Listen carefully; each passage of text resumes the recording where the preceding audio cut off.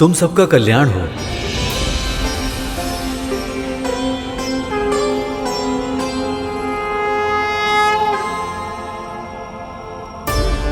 गरुड़, चंद्रमा के बाद और सूर्य लोक से पहले और कौन से ग्रह आएंगे? पृथ्वी और सूर्य के बीच दो और ग्रह होते हैं। सबसे पहले आता है शुक्र, जिसका रंग श्वेत और ये उज्जवल स्वभाव का ग्रह है, परंतु ज्वालामुखियों से भरी इसकी सतह का तापमान बहुत अधिक होता है। फिर इसके बाद आता है बुध ग्रह, जो सूर्य के सबसे निकट है। इसका रंग भूरा होता है, जो सूर्य के चारों ओर तीव्र गति से घूमता रहता है। इसकी कक्षा बहुत छोटी होती है। दिन में ऊष्मा और रात में शीत सबसे अधिक होती है। वाह गरुड़, तुम्हें ये सब कैसे पता? मेरी माँ ने सूर्यमंडल और अंतरिक्ष के बारे में बहुत कुछ बताया मुझे। गरुड़, हमें भी ये दोनों ग्रह देखने हैं। हाँ गरुड़। नहीं तक तो भैया, बिना किसी कारण के इन ग्रहों पर जाना और वहां की शांति भंग करना उचित नहीं है। हम दूर से ही इन ग्रहों को प्रणाम करके अपने मार्ग पर आगे बढ़ जाएंगे। और वैसे भी हमारी दोनों माएं हमारी प्रतीक्षा कर रही होंगी।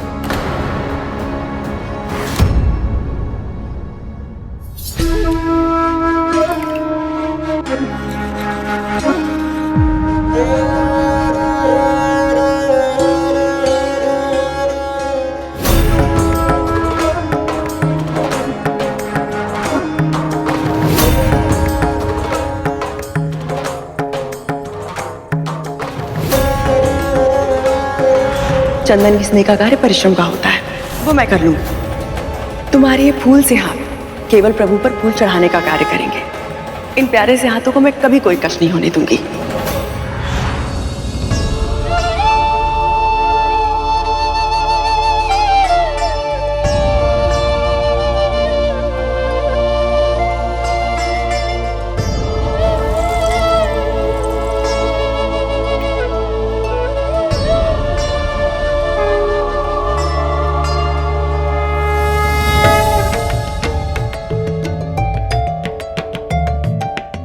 हे प्रभु, मैं जानती हूँ कद्रू दीदी ने सदैव मेरे पुत्रों का आहित ही किया है। अरुण के साथ जो हुआ उसका दायित्व मेरा था, पर फिर भी वो जीवित है। मेरे दोनों पुत्र आज तक सुरक्षित हैं तो केवल आपकी कृपा दृष्टि के कारण। पर प्रभु, मैं अपना धर्म नहीं छोड़ूंगी, इसलिए मेरे गरुड़ के साथ साथ नागों पर भी अपना आशीष बनाए रखेगा। सभी को सुरक्षित रखेगा प्रभु।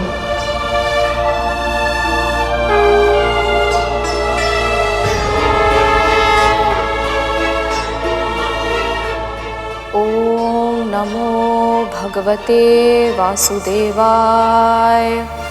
ओम नमो भगवते वासुदेवाय। ओम नमो भगवते वासुदेवाय। मुझे ऐसा क्यों लग रहा है कि माँ ये पूजा विचलित होकर कर रही है? ओम नमो भगवते वासुदेवाय। ओम नमो भगवते वासुदेवाय। बहुत आनंद आ रहा है।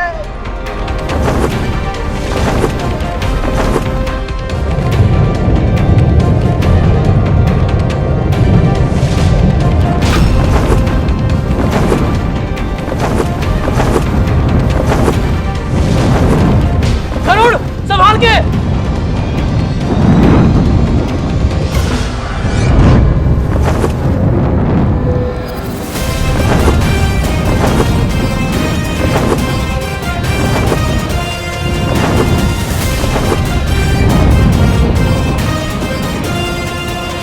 यहाँ तापमान बहुत अधिक है भैया। हाँ हाँ, अब तो सहन भी नहीं हो रहा है।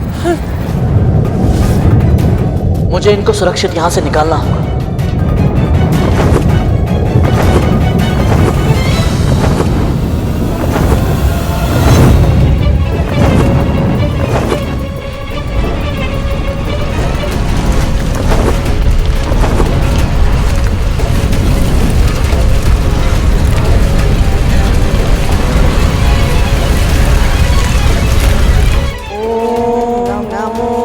भगवते वासुदेवाय।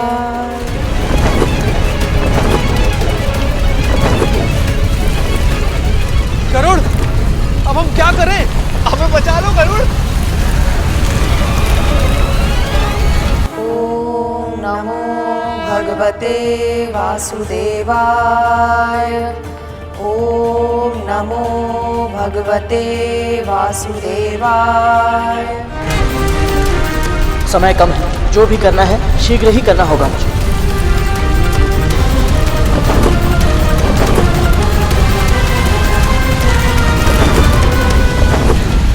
गरुड़ बचाओ हमें, गरुड़ बचा लो। कैसी शक्ति है ये जो मुझे खींच रही है? मैं उड़ क्यों नहीं पा रहा हूँ?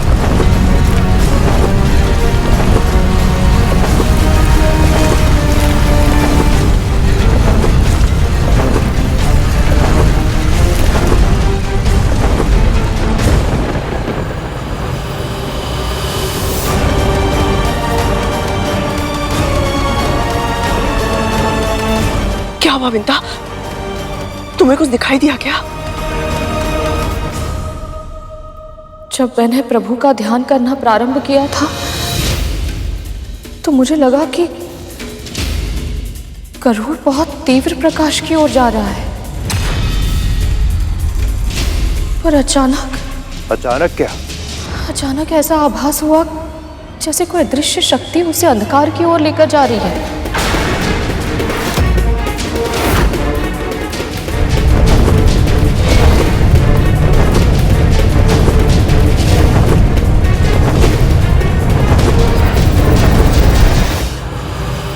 ऐसा घनघोर अंधकार जिसमें सूर्य का प्रकाश भी खो जाता है।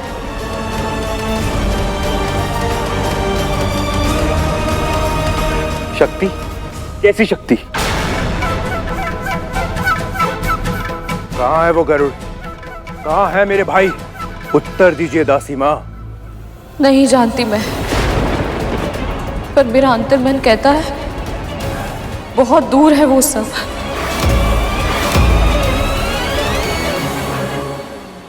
पृथ्वी से भी और सूर्यलोक से भी।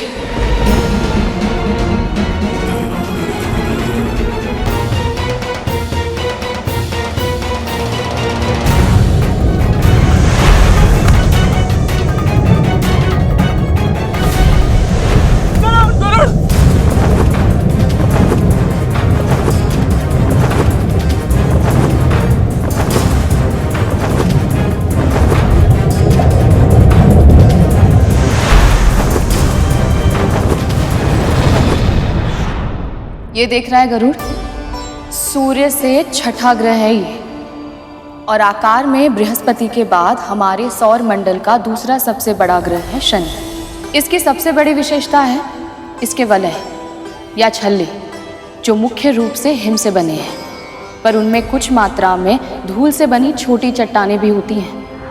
यदि मेरा अनुमान सही है तो ये शनि ग्रह है, पर वो तो पृथ्वी और सूर्य से बहुत अधिक दूर है। इसका अर्थ है कि हम सच में मार्ग भटककर बिल्कुल विपरीत दिशा में आ गए। माँ और बड़ी माँ दोनों प्रतीक्षा कर रही होंगी।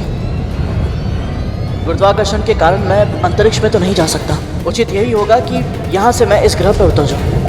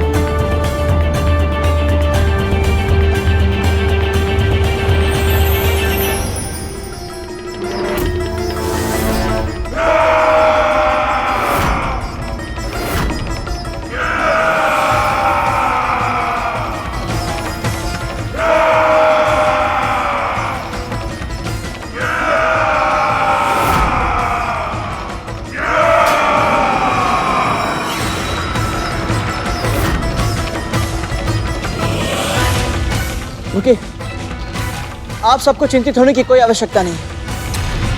हम आपको कोई हानि नहीं पहुंचाएंगे। आप सबको हमसे कोई संकट नहीं है।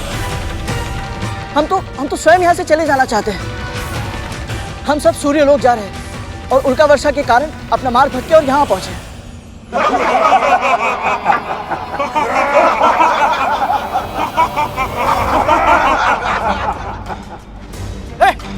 हंस क्यों रहे हो तुम? हमें मूर्ख समझा है क्या? कारण बताओ, नहीं तो फिर परिणाम के लिए तैयार हो जाओ।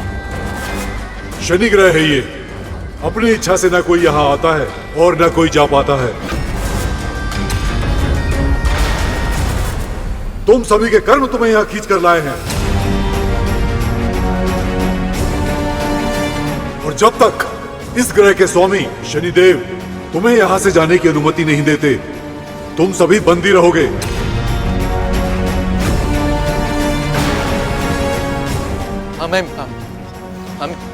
हमें बंदी बनाने का दुस्साहस?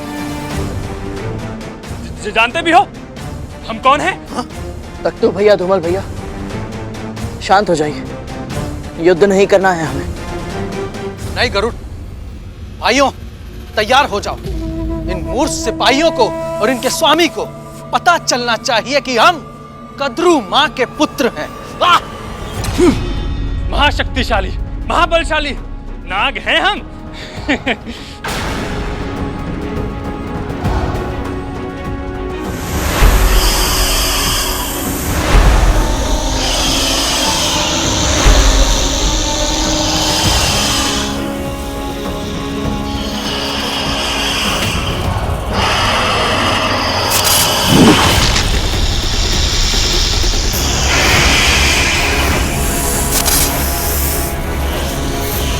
मैं कहता हूँ रुक जाइए। तख्तू भैया, धूमल भैया, रुकिए। युद्ध कोई उपाय नहीं है, मेरी बात मानिए। कोई भी कार्य करने से पहले हमें विचार अवश्य करना चाहिए। समझिए कि हम कहाँ और किससे युद्ध करने जा रहे हैं। रुकिए, युद्ध कोई उपाय नहीं है, मैं आपसे विनती करता हूँ।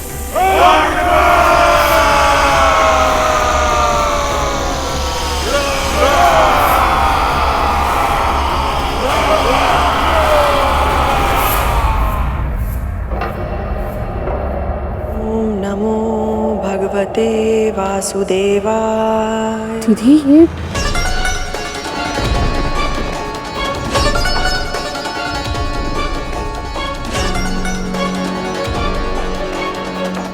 ये चावल के दाने अचानक से काले कैसे हो गए?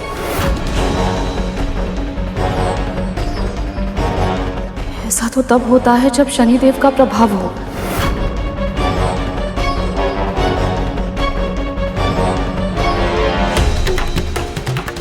दीदी लगता है हमारे पुत्र अपना मार्ग भटककर शनि ग्रह पर पहुंच गए हैं।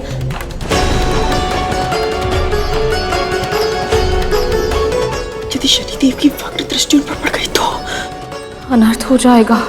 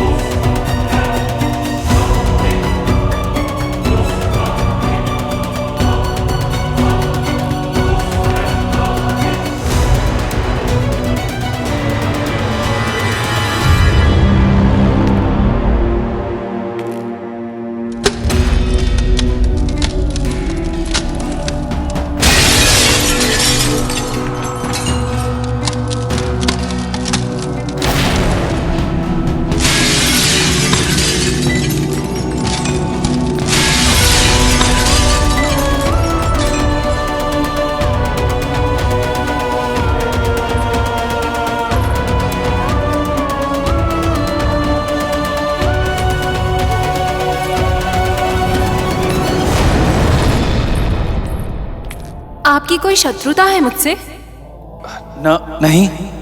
नहीं तो आप हर बार ऐसा क्यों करते हैं? जब भी मैं साज श्रृंगार करती हूँ, आप मेरे दर्पण पर अपनी दृष्टि क्यों डाल देते हैं? हम तो बस आपको देखना चाहते हैं देवी, परंतु नियति का व्यंग्य देखिए। हम आपको प्रेम से निहारना तो दूर, आपको अपने नेत्र उठाकर एक पल देख भी नहीं सकते। प्रिय, ये कैसा श्राप दे दिया आपने हमें?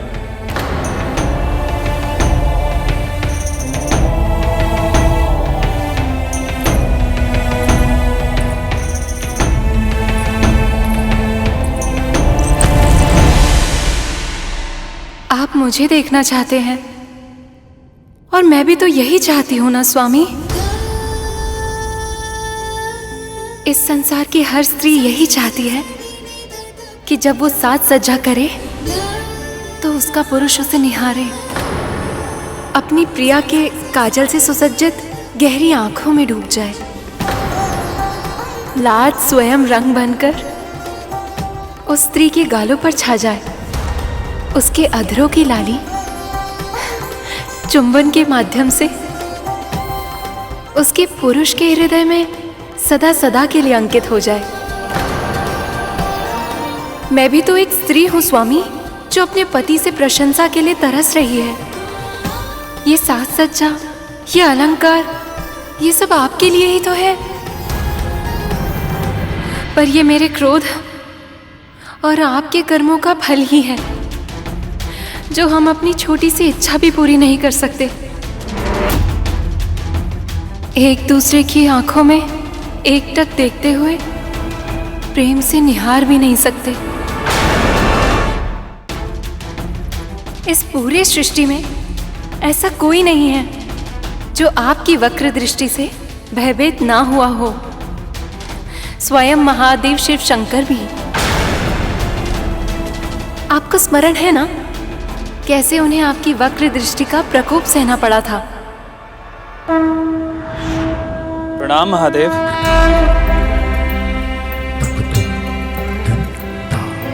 आपकी भक्ति भी विचित्र है शनिदेव। मैं देवों का देव हूं, आप मेरी आराधना करते हैं और आप फिर भी मेरी राशि में आना चाहते हैं। आपसे क्या छिपा है महादेव? आप तो सब भली भांति जानते हैं मुझे किसकी राशि में प्रवेश करना है और किसकी राशि में नहीं। ये मेरे नियंत्रण में नहीं है। हम सब प्रकृति के नियमों से बंधे हुए हैं और उन्हीं नियमों के अनुसार कल मैं आपकी राशि में प्रवेश करूंगा प्रभु, और मेरी वक्र दृष्टि आप पर होगी प्रभु। मैं चाह कर भी होनी को नहीं टाल सकता, इसलिए मैं आपको सतर्क करने आया हूं। आपकी दृष्टि मुझ पर कितने समय तक रहेगी शनिदेव? प्रभु, सुबह की पहली किरण से सवा पहर तक मैं आपकी राशि में रहूंगा। मैं क्षमा चाहता हूं, परंतु तब तक आपको सतर्क रहना होगा। आप चिंतित ना हो, आपकी दृष्टि का मुझ पर कोई प्रभाव नहीं होगा शनिदेव।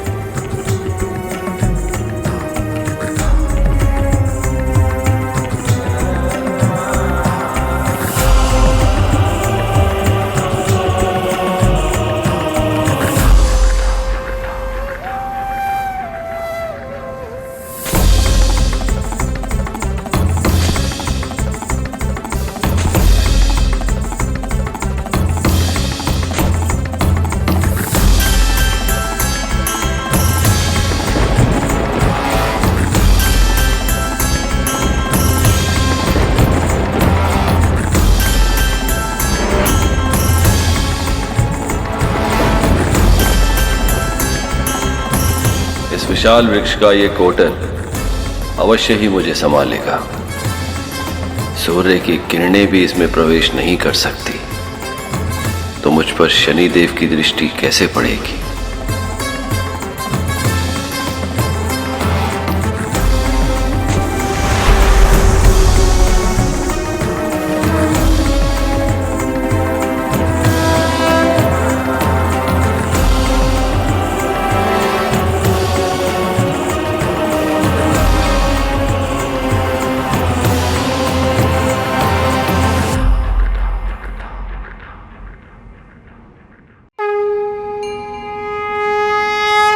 देखा शनिदेव, आपकी वक्र दृष्टि का मुझ पर कोई प्रभाव नहीं हुआ।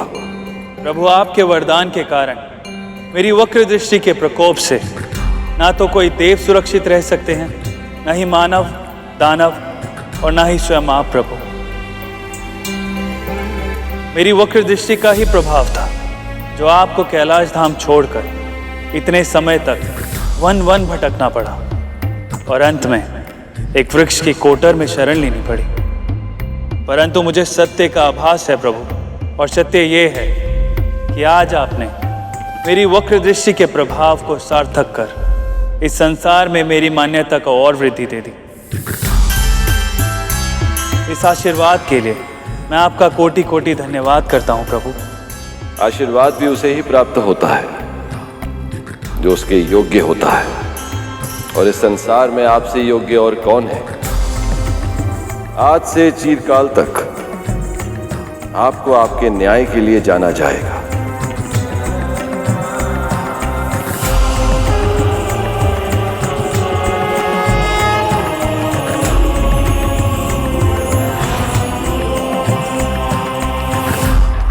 भगवान शिव का हमारी वक्र दृष्टि से सतर्क होकर छिपना महादेव की ही लीला है। भगवान शिव हमारे गुरुदेव हैं और वो ये भली भांति जानते हैं यदि एक गुरु ही शिष्य का सम्मान नहीं करेगा तो इस संसार में कोई उस शिष्य का सम्मान नहीं करेगा।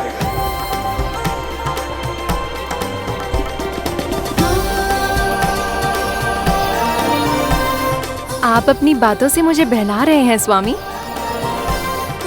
महादेव के छुपने का कारण चाहे जो भी हो, किंतु ये सत्य है कि वो आपसे भयभीत अवश्य हुए थे, है ना?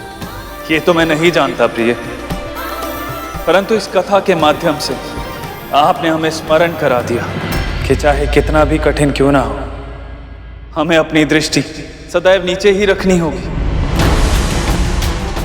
और हम चाह कर भी आपको इन नेत्रों से कभी नहीं देख पाएंगे। परंतु प्रिय, आपका ये श्राप हमें आपको अपनी मन की आंखों से देखने से नहीं रोक सकता। हम आपको अपनी मन की आंखों से देख सकते हैं, आपका अनुभव कर पा रहा हूं। कितने सुंदर लग रही हैं आप, भोर की ओस की तरह शीतल, फिर भी प्रेम की ऊष्मा से भरपूर, देह को सुख का अनुभव कराने वाली वर्षा की तरह भावनाओं से ओतप्रोत।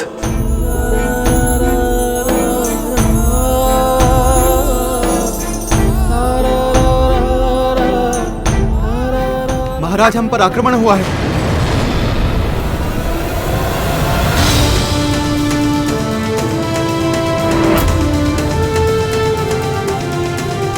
मेरी दृष्टि के प्रकोप से महादेव भी सतर्क होकर छिप जाते हैं, तो कौन है ये मूर्ख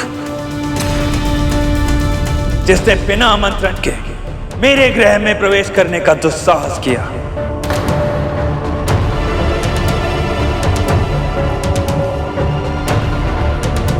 हे महादेव, अब किसके जीवन पर इनकी वक्र दृष्टि का प्रकोप पड़ने वाला है? रुकिए, आप सब नहीं जानते आप लोग क्या कर रहे हैं। आप सबको इसका परिणाम नहीं पता है। युद्ध कोई उपाय नहीं है।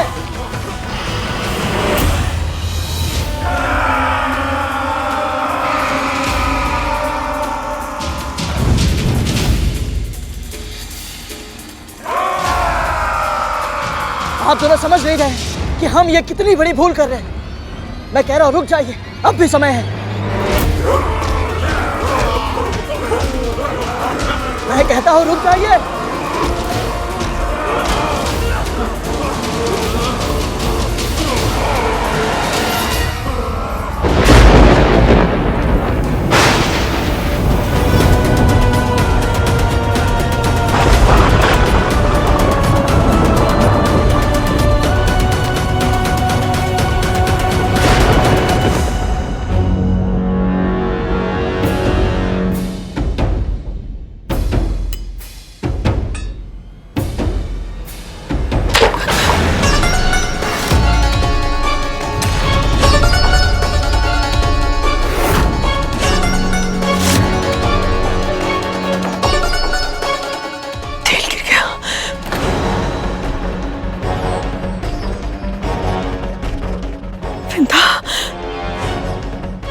बहुत बड़ा संकेत है कि हमारे पुत्र शनिदेव के निकट ही हैं।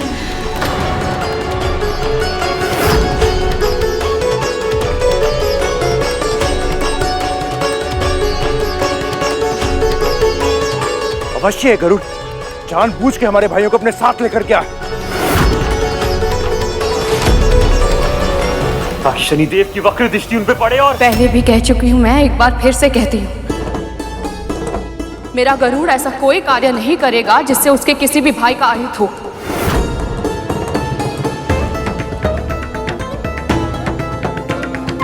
आपके पुत्रों को अपना दायित्व मानकर उनकी रक्षा करेगा। उन पर कोई भी संकट आने से पहले वो स्वयं उस संकट के सामने चट्टान की तरह खड़ा हो जाएगा, पर अपने भाइयों पर आज तक नहीं आने देगा।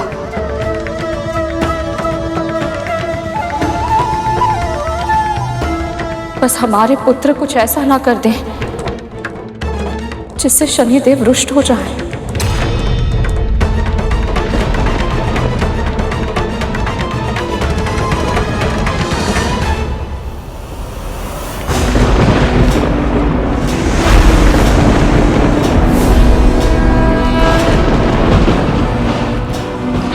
जिसने भी मेरी आज्ञा के बिना यहाँ आने का दुस्साहस किया है, उसे इसका दंड भुगतना पड़ेगा।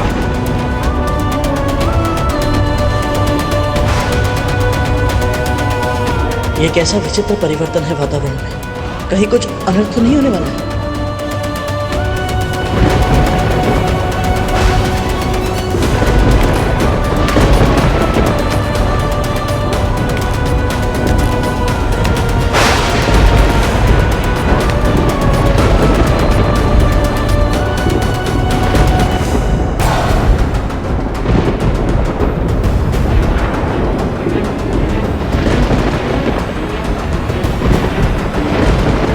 वातावरण बदल रहा है, क्या ये किसी अनिष्ट का सूचक है?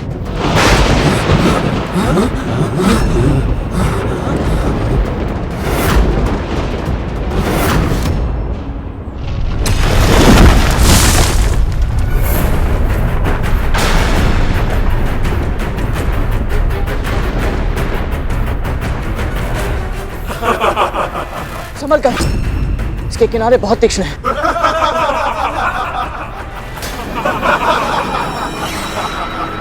कहा था ना मैंने, जब तक शनि महाराज नहीं चाहेंगे तुम सब यहां से जाने के बारे में सोच भी नहीं सकते।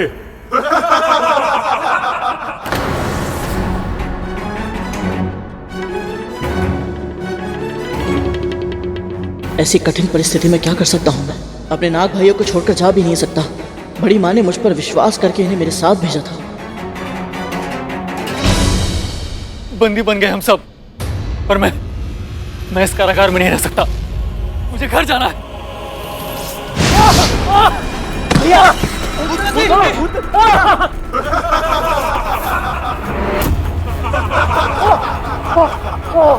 क्या लगा था तुम्हें? ये कोई साधारण हिम है? शनि ग्रह है ये। कोई भी वस्तु जैसी दिखाई देती है वैसी होती नहीं, और जैसी होती है वैसी दिखती नहीं। जैसे तुम सब जीवित हो, इसका अर्थ यह नहीं कि तुम सुरक्षित भी हो। बस अब यही समझ लो कि शनि महाराज ने अभी यह निर्णय नहीं लिया है कि तुम्हें कौन सा दंड दें और कौन सा नहीं। अब हम क्या करें? तुम तो इतने शक्तिशाली हो गरुड़, शीघ्र ही हमें यहाँ से बाहर निकालो, नहीं तो। शनिदेव की शक्ति के सामने मेरी शक्ति किसी योग्य नहीं है, और इस ग्रह का गुरुत्वाकर्षण इतना अधिक है कि अपना पूरा बल लगाकर यहाँ से उड़ना तो दूर, अपने पंख भी फड़फड़ा नहीं सकता। तो हमें क्या करना चाहिए? समर्पण।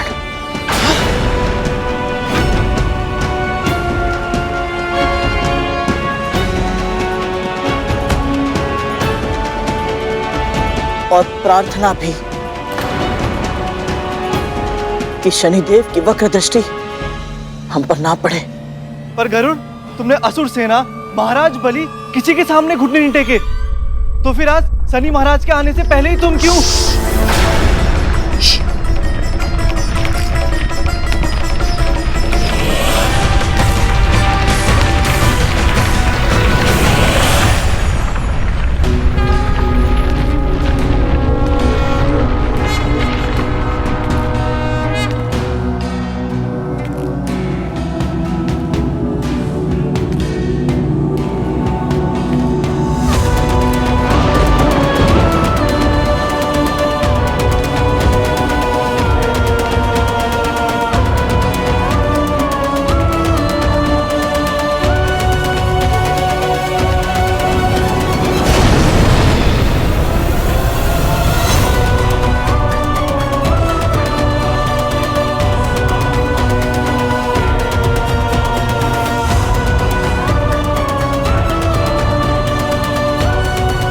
समस्त संसार को यमराज से भय लगता है, परंतु वो तो वरदान है।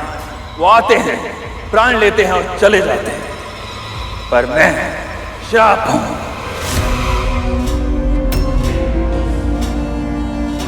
मैं जीवन का अंत नहीं करता, परंतु जीवन को मृत्यु से भी भयानक बना देता हूं। मेरी दृष्टि से कोई नहीं बच सकता, और जिस पर भी मेरी वक्र दृष्टि पड़ जाती है उसका संपूर्ण विनाश होना निश्चित है।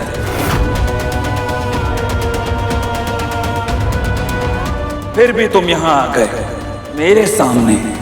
ये ग्रह मेरा घर है, मेरा निवास स्थान, और यहां बिना आज्ञा और बिना निमंत्रण के आने से तुमको दंड क्यों ना दूं मैं?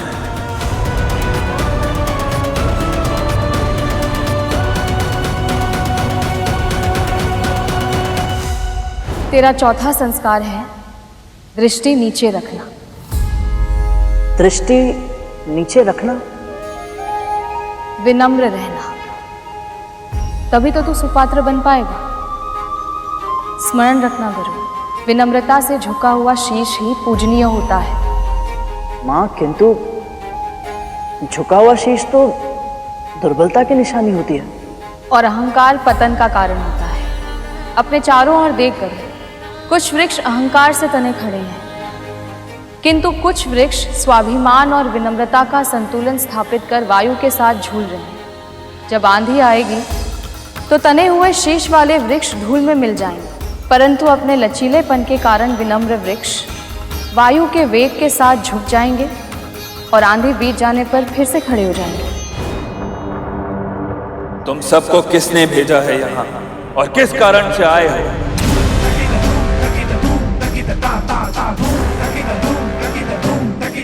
शीघ्र बताओ, अन्यथा मेरा प्रकोप सहने के लिए तैयार हो जाओ।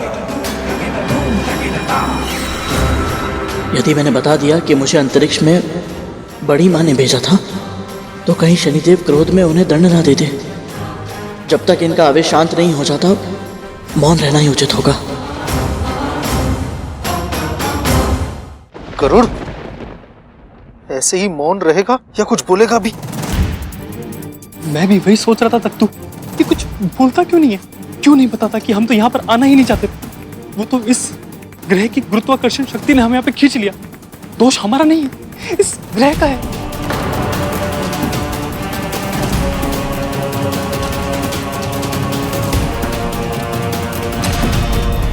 ये सब तो नाग है, उड़ नहीं सकते, तो तुम ही हो जो इन सबको यहां लेकर आए हैं। और यहां जो कुछ भी हुआ उसका दायित्व तुम्हारा है। यदि इसी क्षण तुमने मुझे सत्य नहीं बताया तो मैं तुम पर अपनी वक्र दृष्टि डालने के लिए विवश हो जाऊंगा।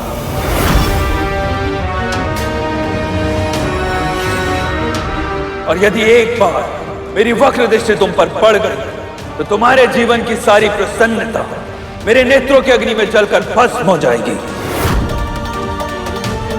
और फिर कभी तुम अपने किसी भी उद्देश्य को पा नहीं पाओगे और कभी भी किसी भी कार्य में सफल नहीं हो पाओगे।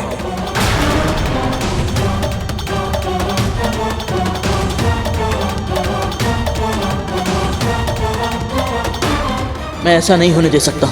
यदि सच में मेरे जीवन में शनि की साढ़े साथी लग गई तो मैं माँ को दास्ता से मुक्त कैसे कराऊंगा?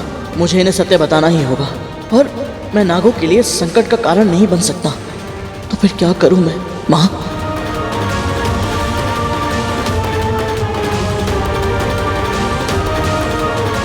घबराओ मत पुत्र।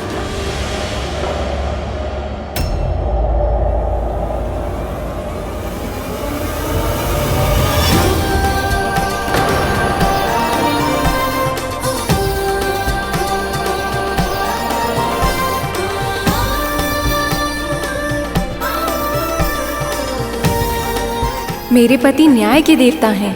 यदि तुमने कुछ भी अनुचित नहीं किया है तो इनसे भयभीत होने की कोई आवश्यकता नहीं है।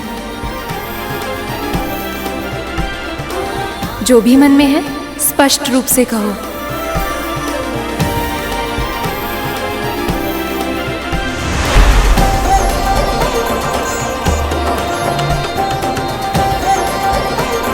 सत्य कह रही हैं देवी।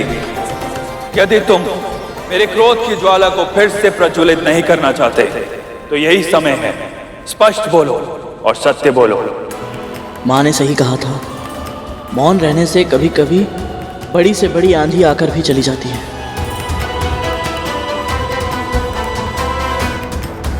शनिदेव और देवी धामिनी को महर्षि कश्यप और माँ विंता के पुत्र गरुड़ का सादर प्रणाम। सत्य ये है कि मैं अपनी बड़ी माँ के आदेशों का पालन करते हुए अपने नाग भाइयों को सूर्यलोक लेकर जा रहा था, परंतु उल्का पिंडों की वर्षा के कारण हम अपना पथ भटक कर यहाँ आ पहुंचे। आपके सैनिकों ने हमें शत्रु समझा और हमें बंदी बनाने का प्रयास किया, और मेरे नाग भाइयों ने भी अपने स्वभाव अनुसार इनका विरोध किया, और यह युद्ध कब आरंभ हो गया पता ही नहीं चला। परंतु शनिदेव, मेरे और मेरे भाइयों के मन में इस ग्रह के निवासियों के लिए कोई दुर्भावना नहीं है, बल्कि मुझे तो ऐसा लगता है कि अवश्य ही मैंने कोई शुभ कार्य किए होंगे कि मुझे आपके दर्शन करने का अवसर प्राप्त हुआ। मैं धन्य हुआ देव। मेरे दर्शन करना तो दूर, समस्त संसार मेरी छाया से भी परे रहना चाहता है, और तुमने कहा तुम्हें हमारे दर्शन करके अच्छा लगा। यदि तुम हमसे भेंट करके इतने ही प्रसन्न हो तो अभी तक मौन क्यों थे?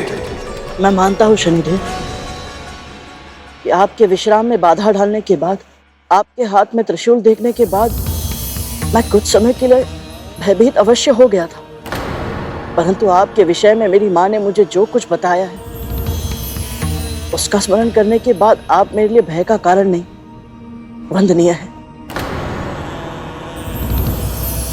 शनिदेव, मेरी ही तरह आपने भी अपने जन्म से पहले अपनी माँ की पीड़ा को न केवल पहचाना बल्कि उसे सहन भी किया। तो भला दूसरों की पीड़ा को अपनी समझकर सहन करने वाले आप किसी और के लिए भय का कारण कैसे हो सकते हैं? मेरी माँ की तरह आपकी माँ को भी उनके अपनों ने बहुत पीड़ा पहुंचाई है, पर फिर भी ना तो वो धर्म के मार्ग से हटी और ना ही आप। सत्य तो ये है कि बचपन में अनेक कष्ट सहने के बाद जीवन में उन्नति पाने के लिए आपने बहुत कठिन तपस्या की शनिदेव, तब जाकर आपको न्यायाधीश का पद प्राप्त हुआ। इसलिए हर मातृभक्त को आपका अनुकरण करना ही चाहिए।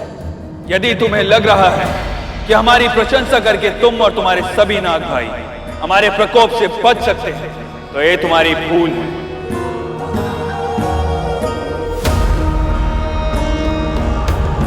तुम जानते ही क्या हो हमारे बारे में? मेरी माँ ने आपके विषय में मुझे बहुत कुछ बताया है शनिदेव। क्या सच में तुम्हारी माँ ने मेरे पति के जीवन की कथा सुनाई है तुम्हें? हाँ देवी। तो फिर मैं वो पूरी कथा जानना चाहूंगी, क्या तुम मुझे बताओगे? शनिदेव के सामने इनकी स्तुति करना, इससे बड़ा सौभाग्य मेरे और क्या हो सकता है? अवश्य। यदि तुम्हें लग रहा है कि मेरी पत्नी ने तुम्हें यहां से सुरक्षित निकलने का मार्ग सुझा दिया तो ध्यान रहे, मैं न्यायाधीश हूं और मेरी ये प्रशंसा मुझे न्याय करने से नहीं रोक सकती। देवी धामिनी की इच्छा है, इसलिए मैं तुम्हें अपनी कथा सुनाने का अवसर देता हूं। परंतु स्मरण रहे, अगर इस कथा का एक शब्द भी असत्य हुआ तो तुम और तुम्हारे सभी भाइयों को मेरा प्रकोप सहना होगा।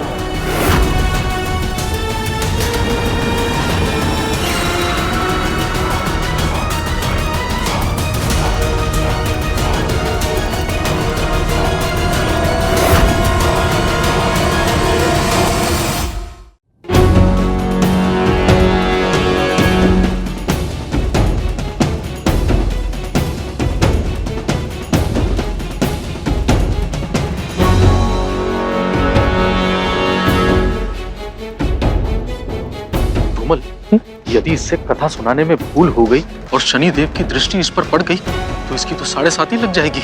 अपना उत्साह नियंत्रण में रख तत्तु। यदि उनकी दृष्टि गरुड़ के स्थान पर हम पर पड़ गई तो? मैं नहीं जानता कि मैं अपने भाइयों को यहाँ से सुरक्षित कैसे ले जा पाऊंगा, पर अभी मुझे उस बारे में सोचना भी नहीं चाहिए, क्योंकि माँ कहती है कोई भी कार्य एकाग्रता के साथ करना चाहिए। इधर उधर की बातों में मन को भटकने नहीं देना चाहिए। हे प्रभु, मेरा साथ दीजिएगा।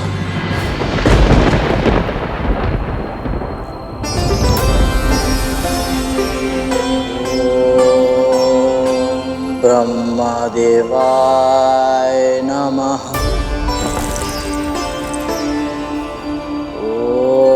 ओम लक्ष्मी नारायणाय नमः। ओम उमा महेश्वराभ्याम नमः। आज तुझे जो कथा सुनाऊंगी उसका महत्व अब तक की सभी कथाओं से अधिक है, क्योंकि ये कथा है न्याय को तरसते एक ऐसे बालक के जीवन की जो आगे चलकर न्याय का देवता बना। ये कथा है शनिदेव की।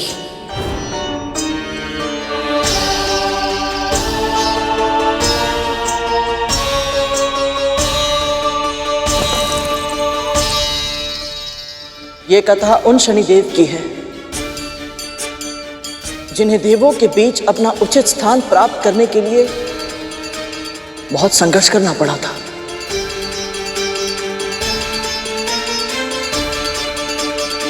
सूर्य ने त्यागा जिस पत्नी को, पुत्र रूप में उसके गर्भ में आए।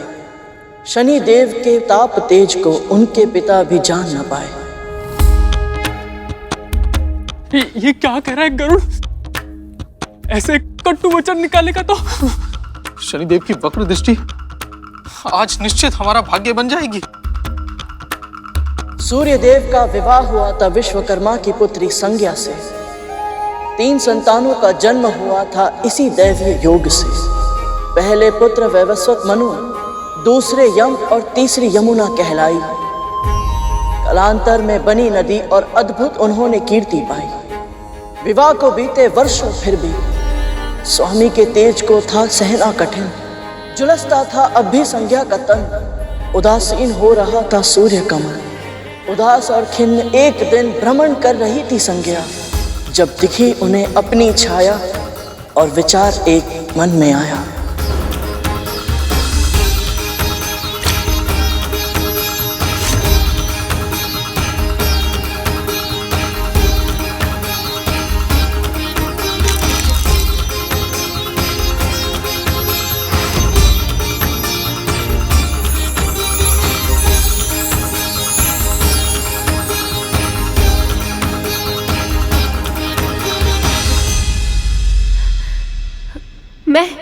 मैं स्त्री बन गई। आपने मेरी रचना की है। आज आपने एक छाया को काया दी है। ये मेरा बहुत बड़ा सौभाग्य है। मैं कृतज्ञ हो गई देवी संज्ञा। ये कृतज्ञता तुम्हें अपने कर्मों में दिखानी होगी। जिस जीवन को तुम अपना सौभाग्य मान रही हो वो मेरा उपकार है और तुम्हें उसका ऋण चुकाना होगा। तुम मेरी छाया हो, मेरे हर आदेश का पालन करना होगा तुम्हें। मुझे स्वीकार है देवी। मेरे लिए अपने स्वामी सूर्यदेव का तेज सहन करना बहुत कठिन है, इसलिए तुम्हें मेरे स्थान पर उनकी पत्नी संज्ञा के रूप में उनकी सेवा करनी होगी। स्मरण रहे, उन्हें हमारा ये भेद पता नहीं चलना चाहिए। मैं तप के लिए जा रही हूँ। जब तक लौट कर नहीं आती, मेरे स्वामी और मेरे संतानों की सेवा करना ही तुम्हारा धर्म है।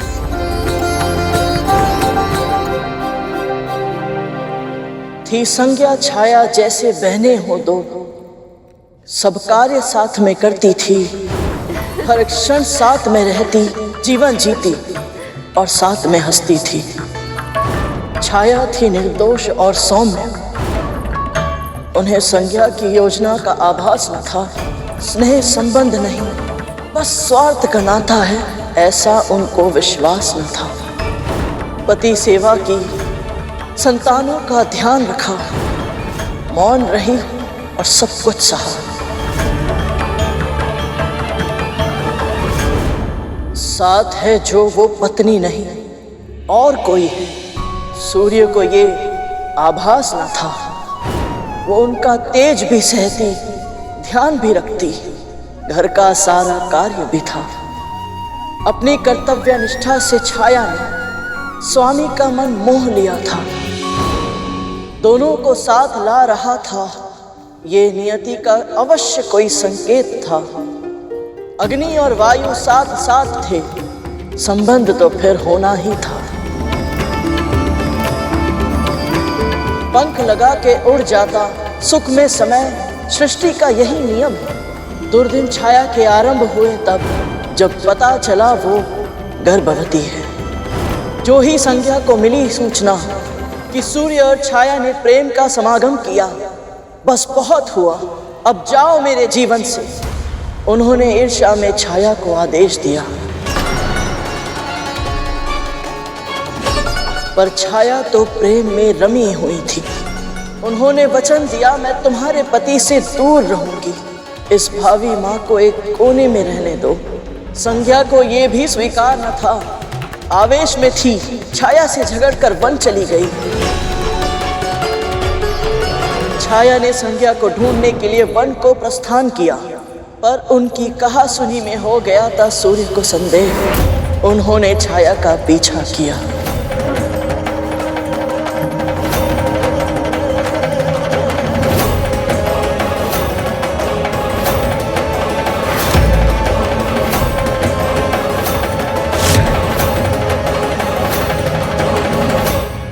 देवी,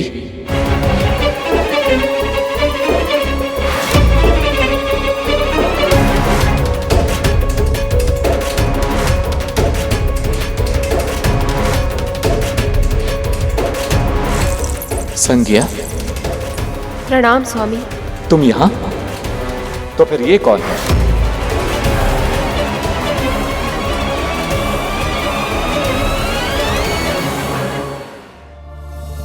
छाया है, तुम्हारी छाया। तो क्या मैं अब तक इसके साथ?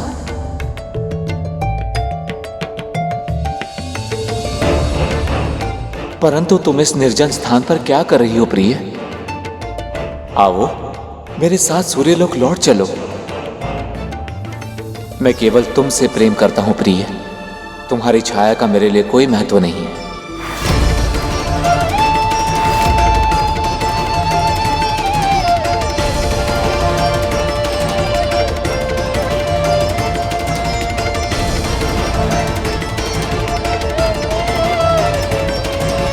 ये कहकर आपने मेरे हृदय से बहुत बड़ा बोझ उतार दिया है स्वामी।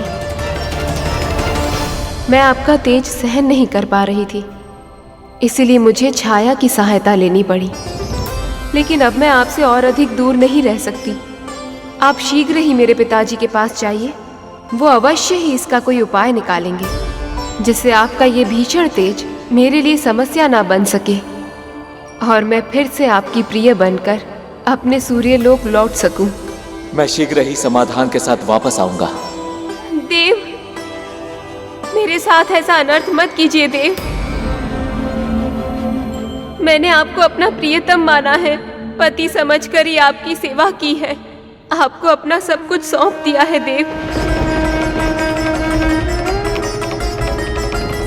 मुझे अपने चरणों में स्थान दीजिए देव।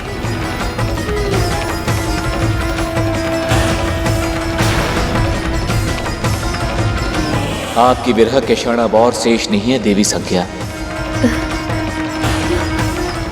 ये विरह के क्षण शीघ्र ही समाप्त होंगे, ये मेरा वचन है।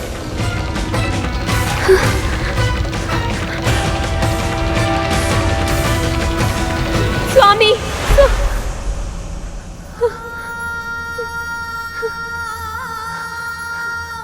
अब आप ही मेरी सहायता कीजिए देवी संज्ञा। आप ही कहिए ना स्वामी से, ऐसे मेरा तिरस्कार ना करें, अपना ले मुझे। मेरे मन की पीड़ा को आपसे अधिक और कौन समझेगा। आप मेरी बड़ी बहन जैसी हैं। बहन? कौन सी बड़ी बहन? कैसी बड़ी बहन? नाता जोड़कर मुझसे मेरा अधिकार छीनना चाहती हो? तुम केवल एक दासी हो। एक सेविका बनकर मेरी अनुपस्थिति में तुमने उनकी सेवा की है। परंतु अब मैं लौटने वाली हूँ। स्वामी का हृदय केवल मेरा है। जितना शीघ्र तुम अपना स्थान पहचान लो, तुम्हारे लिए उतना ही उत्तम होगा। कार्य दासी के और स्वप्न महारानी के।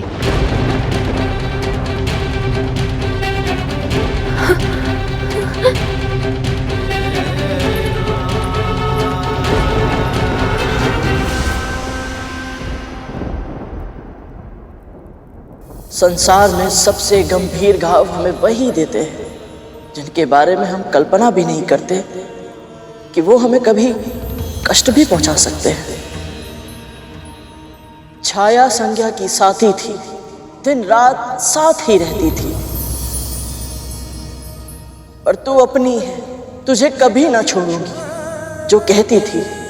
उन्हीं संज्ञा ने स्वार्थ को साधा, छाया का उपयोग किया। पर जब छाया को आवश्यकता थी प्रेम की और प्रियजनों की, मृत्यु वचनों की सुख सुविधा की, अपने स्वास्थ्य की देखभाल की, ऐसी गर्भावस्था में संज्ञा ने उन्हें स्वयं से और सूर्यदेव से भी दूर किया। वो अनब्याही थी और अवांछित भी, सब उन्हीं को ताने देते थे। दुख उनका पहचाने कौन, बस कटु वचनों की वर्षा करते थे। छाया अपमान का विष पी जाती, सब सहकर भी इस आशा में मौन रह जाती। जब सूर्य पुत्र के बारे में जानेंगे तब सम्मान मिलेगा, तब स्वामी पहचानेंगे।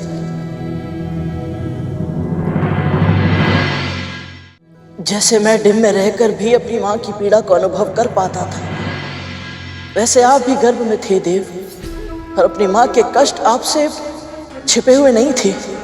पल पल प्रतीक्षा की धूप में जलती छाया कि सूर्यदेव कब लौट कर आए, सब कष्टों की परीक्षा उनकी कब समाप्त हो, कब स्वामी उनको अपनाए। विश्वकर्मा ने सूर्य का एक अंश काट कर अलग किया, तब संज्ञा सहन कर पाई। आपका ताप कुछ कम हुआ, अब हम साथ रहे, कहकर वो घर लौट आई। पहले संज्ञा ने धुतकारा था, अब हृदय के स्वामी ने भी छाया को छोड़ा, त्याग किया। तिरस्कृत अपमानित गर्भवती छाया वन को चली। उन्होंने तपस्या करने का निश्चय किया। ओम नमः शिवाय, ओम नमः शिवाय, ओम नमः शिवाय, ओम नमः शिवाय, ओम नमः शिवाय, ओम नमः शिवाय, ओम नमः शिवाय, ओम नमः शिवाय। ओम तत्पुरुषाय विद्महे महादेवाय धीमहि तन्नो रुद्रः प्रचोदयात्। ओम तत्पुरुषाय विद्महे महादेवाय धीमहि तन्नो रुद्रः प्रचोदयात्। ओम तत्पुरुषाय विद्महे महादेवाय धीमहि तन्नो रुद्रः प्रचोदयात्।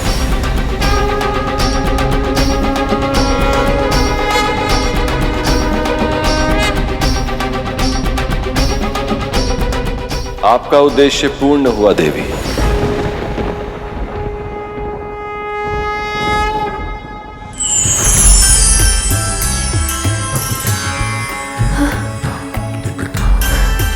आपकी तपस्या सफल हुई।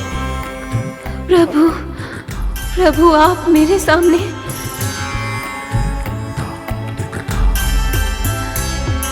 गर्भवती स्त्री के लिए संसार में सबसे महत्वपूर्ण होता है उसके गर्भ में पोषण पा रही संतान। मैं आपको वरदान देता हूं देवी, आपका पुत्र आपके कुल का नाम और भी ऊंचा करेगा।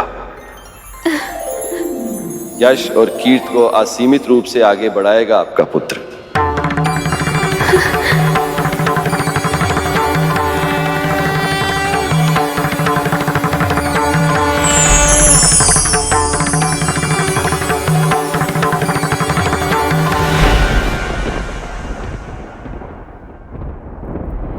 स्त्री के जीवन में चाहे कितने भी कष्ट क्यों ना हो, उनके प्रथम संतान के जन्म लेने के बाद वो सारे कष्ट, सारी विपदाएं, पीड़ाएं, ताने, अपमान, सभी दुख समाप्त हो जाते हैं। पर ये सुख ना मेरी माँ को मिला, ना आपकी माँ को मिला देव।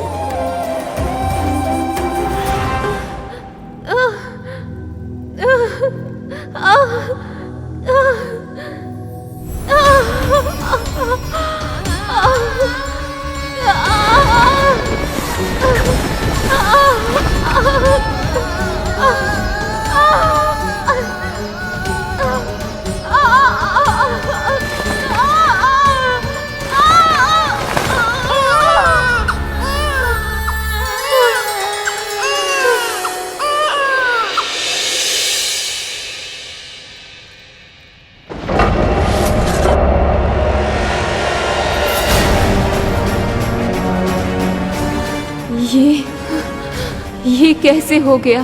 सूर्य देव तो संसार को प्रकाश का उपहार देते हैं और उनका अपना पुत्र अंधकार से भी अधिक गहरा, कैसे? क्या वो इसे अपनाएंगे?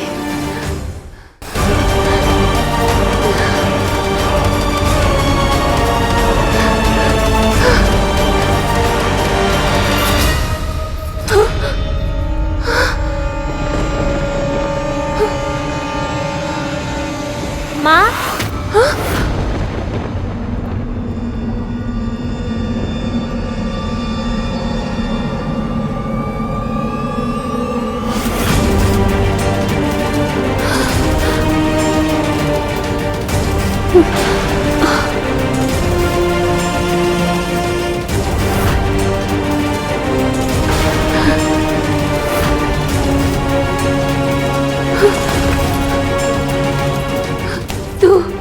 तो इतनी शीघ्र, इतना बड़ा, कैसे? जब माँ कष्ट में हो तो संतान उसके दुख दूर करना चाहती है माँ, पर विवश होती है संतान माँ, और ऐसे में उसके भीतर अपनी माँ के लिए समर्थ बन पाने की हट जन्म लेती है, और उस हट के प्रभाव से उनका विकास अन्य बच्चों की तुलना में अधिक होता है माँ। ऐसे बच्चे शीघ्र ही बड़े हो जाते हैं माँ। मैं आपकी पीड़ा को तब से जानता हूँ जब मैं आपके गर्भ में आया था। आपके हर कष्ट को अनुभव किया है मैंने, और अब मैं आपको आपका अधिकार दिलाऊंगा। मेरे साथ चलिए माँ, हम सूर्यलोक जाएंगे।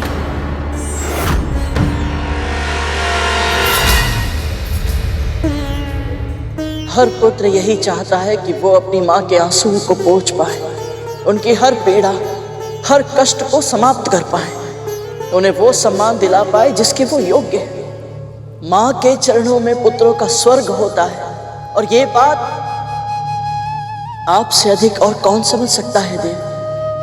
सत्य का प्रकाश अपने भीतर भरकर आप अपने पिता से मिलने गए, पर वहां जो हुआ वो आपकी कल्पना से परे था।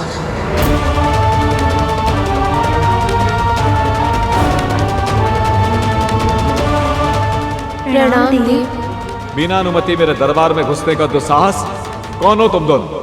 मैं देवी छाया और आपका पुत्र शनि हूँ, और आज यहाँ अपनी माँ को इनका अधिकार दिलाने आया हूँ। अधिकार की चर्चा ये सबोध मुख से। भूल तुम्हारी नहीं, तुम्हारी माता की। जब तुम्हें अपना उचित स्थान स्मरण नहीं रहा तो अपने बालक को क्या सिखाओगे? तुम्हारी रचना एक विशेष उद्देश्य के लिए की गई थी। यदि वो उद्देश्य ही समाप्त हो गया तो तुम्हारा अस्तित्व भी समाप्त हो जाना चाहिए था। कैसे छाया, कैसे एक पर पुरुष के साथ संबंध बना पाई तुम?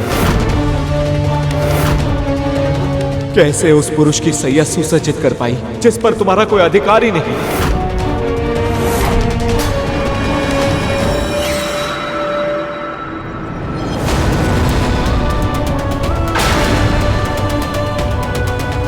ये क्या कर रहा है गरुड़? शनिदेव के समक्ष ही उनके अपमान की कथा सुना रहा है। अब गरुड़ को इनकी वक्र दृष्टि से कोई नहीं बचा सकता।